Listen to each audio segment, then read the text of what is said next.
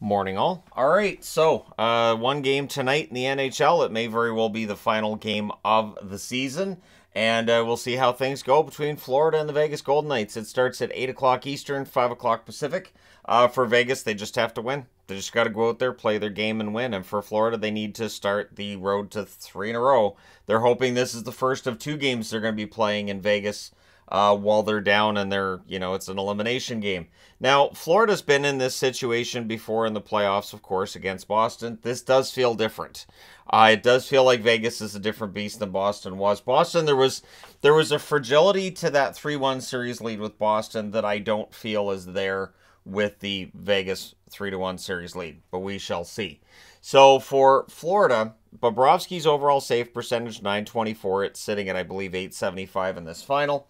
Tkachuk, 11 goals, 13 assists, 24 points so far.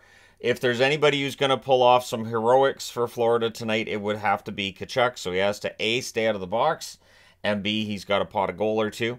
And Verhaeghe, 7 goals, 10 assists, 17 points, has been a key guy for some big goals. And if this one goes to overtime tonight, maybe Verhaeghe gets another heroic goal for the Florida Panthers to keep their hopes alive.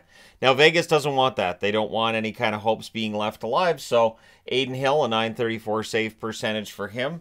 And Hill has been pretty fantastic. The thing that's impressed me with Hill the most in these playoffs is anytime he has a mediocre to maybe a poor appearance, he bounces back with a fantastic game. And after not a great game 3, he had an excellent game 4, so we'll see what happens tonight.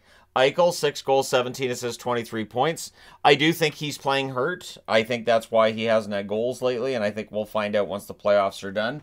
But he's showing himself to be a real true team player, and, I mean, if he gets the Stanley Cup ring, nobody can take that away from him. And Mark Stone. Mark Stone, who... his back issues are definitely still bothering him. He is absolutely not 100%. But he has 8 goals, 13 assists, 21 points, and he's been fantastic at causing turnovers. And as I've said before, it's not just the causing of the turnovers, it's the fact he doesn't take penalties to do it either. So we'll see what happens with that one tonight. And maybe for the final time this season, you guys can let me know your winner in the comment section below. So getting to news of the day, and for the Ottawa Senators, it's simple. They now have an owner. They've reached a principal agreement with Michael Andlauer. So months ago, I did a video on the prospective owners, and I remember Andlauer being the favorite then. He was the favorite all the way through. And so the question we're all going to have is, why did this take so long? But at any rate, it's done. Apparently the bid's near $1 billion, not above $1 billion. So Bettman and the NHL and the rest of the owners can take a look at this and say, all right, if the Ottawa Senators sell for $1 billion, that's got to drive up valuations, and it will. Forbes does their valuations every year. This is going to drive up valuations for NHL teams because the Ottawa Senators haven't been one of the more highly valued franchises for a long time. So the fact that they sold for that much has to tell them, all right, so these teams are worth more than we might have thought. But at any rate, Andlauer, who had been minority owner with the Montreal Canadiens, now takes over in Ottawa, and we'll see how things are.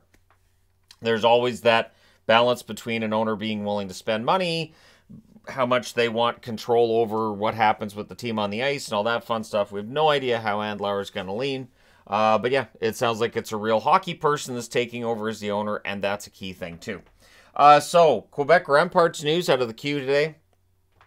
The reality was that Patrick Roy wasn't very likely to come back anyways. But winning the Memorial Cup seems like, yeah, that's it. And that's how Patrick Roy's putting it. He'd been coach and GM for the Remparts and saying, yeah, that's the ultimate way to go out. And he has confirmed he would like to return to the NHL as a head coach. I think he would make an excellent NHL head coach.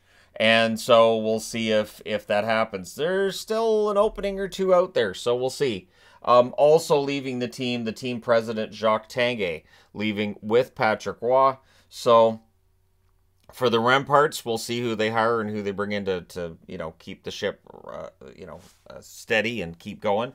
And really, it was a great team effort, and it should be a popular job for an up-and-coming head coach.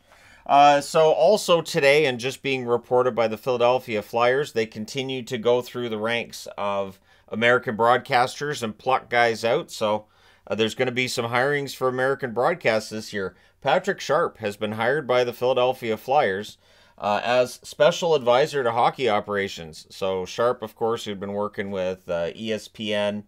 I know he'd been on the ESPN broadcasts. I want to say he'd been on some of the local Philly broadcasts, Chicago. But at any rate, he's been in the broadcast realm for a long time.